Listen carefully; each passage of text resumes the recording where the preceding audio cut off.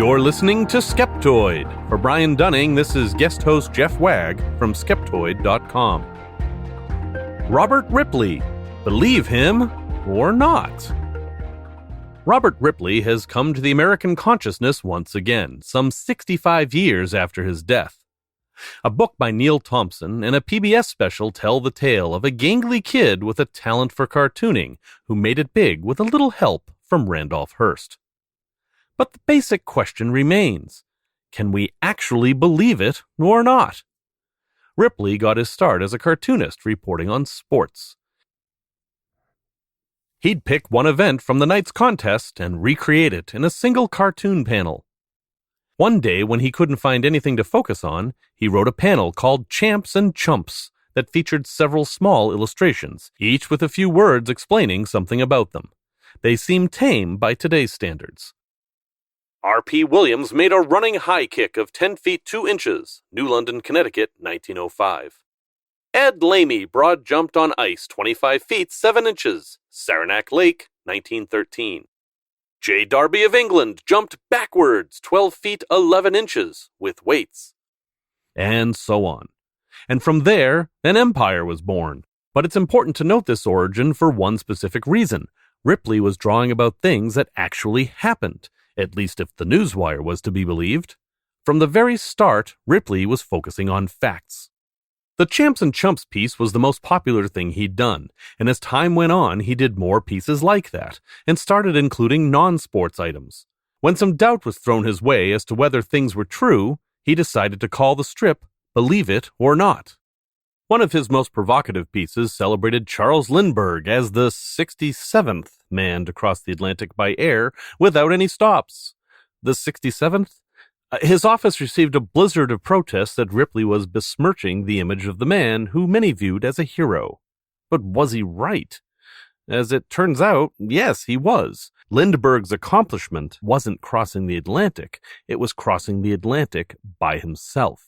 66 other people had crossed the Atlantic before him, all but 2 of those aboard dirigibles. Ripley used this incident to simply prove to his growing readership that everything he published was the truth. He once said in an interview, "I think mine is the only business in which the customer is never right. Being called untruthful to me is a compliment. As long as I continue to receive the lion's share of this odd form of flattery, I don't worry about a wolf being at my door." Later, Ripley would adopt as a tagline the provocative phrase, "I dare you to prove me wrong." Beneath some of his cartoons were the words, "Full proof and details on request." And yet it's estimated that Ripley's office received an average of 3,000 letters a month. It's hard to imagine that every letter could be answered, let alone proof provided. There is some evidence that Ripley did lie about things on occasion, at least about his personal life. He reported his birth date as 1891, 1892, and 1893 when it was actually 1890. He boasted of his extensive education, which would have to have been self-taught since he dropped out of high school and never graduated. But for his oddities, he always had at least a nugget of truth. Whenever possible, Ripley would collect items, not only for his personal edification, but also to say, "See, I told you this was real." His home was a veritable museum, and starting at the 1933 Century of Progress exhibition in Chicago, Ripley had his first auditorium, where many of his objects were displayed. Visitors were hustled in sideshow style and marveled at items like shrunken heads, foreign art, and deformed animals. A bed was provided for those who fainted at the experience of seeing such real things. But it's one thing to show a shrunken head, and it's another to explain how it came to be. While we know today that there was head shrinking in South America as recent as the 19th century, Ripley wouldn't bother with any details other than the simple one-sentence description that also accompanied his drawings. His model seemed to be state the fact and leave the details to someone else. This, of course, gave him a great defense. He didn't have to prove anything other than the fact that such a thing existed.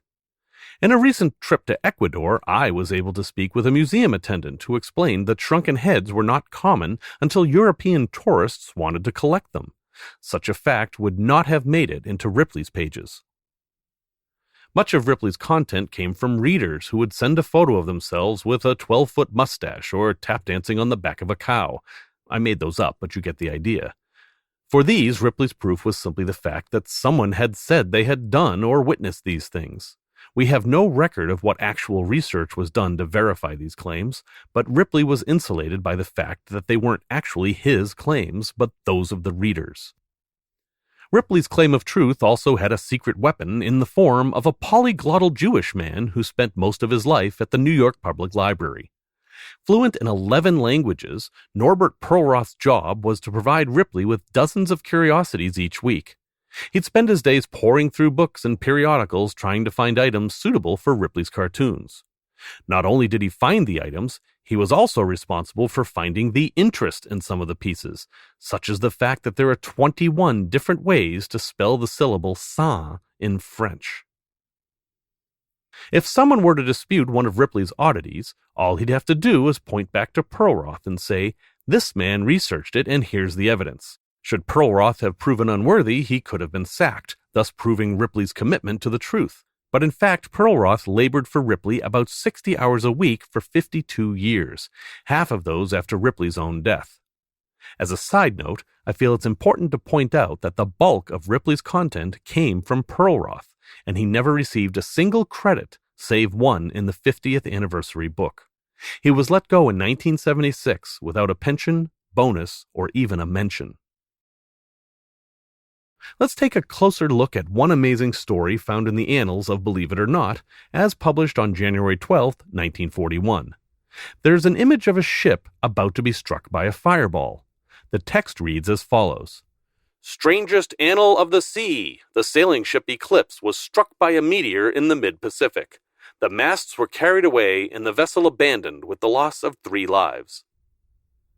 This is one of the more famous Believe It or Nots, and it's even found in the Believe It or Not pinball machine of all places. But is it true?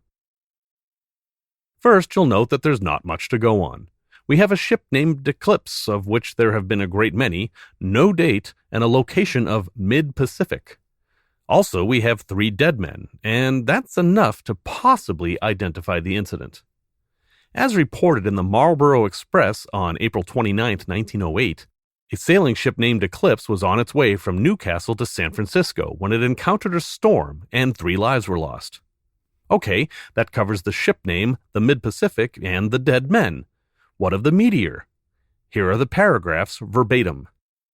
The sailing ship Eclipse, 1,469 tons, was on a voyage from Newcastle to San Francisco. She had been at sea for 85 days when she was overtaken by a terrible hurricane. Lightning, followed by deafening peals of thunder, lit up the sky. Suddenly, a meteor struck her fore-topmast, which fell in splinters to the deck. The meteor crashed right through the deck, and tearing a large hole in the hull, fell into the sea. Okay, we'll forgive the use of the word meteor.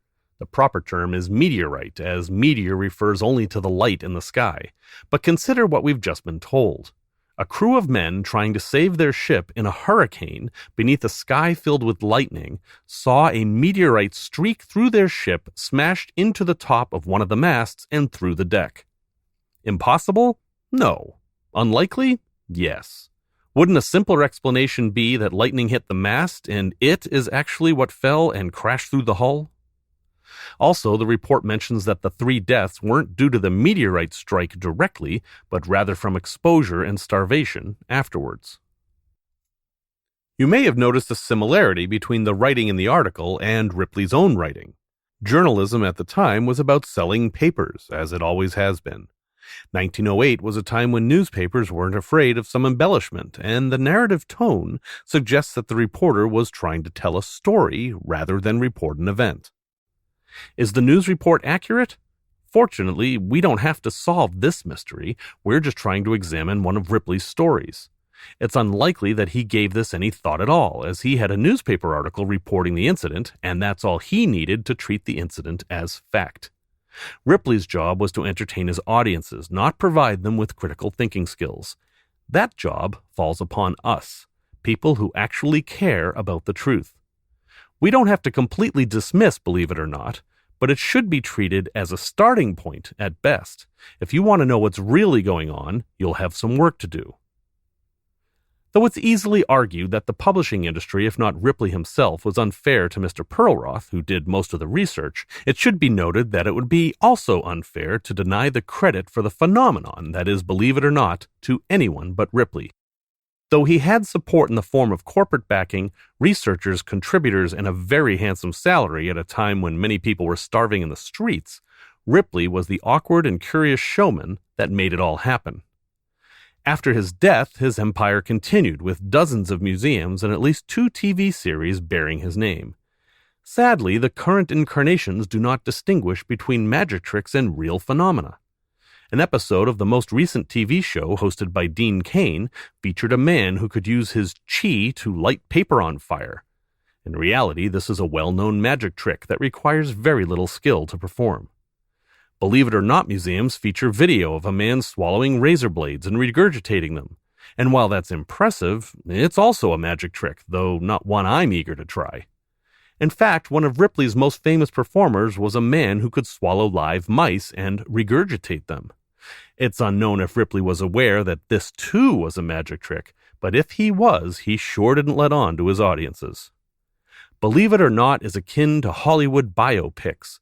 There's some truth there, but it's never the complete truth, and it's been presented in the way that promotes the most entertainment, not truth. Believe it or not remains an amusing diversion, but it is only the start of the journey for the truly curious.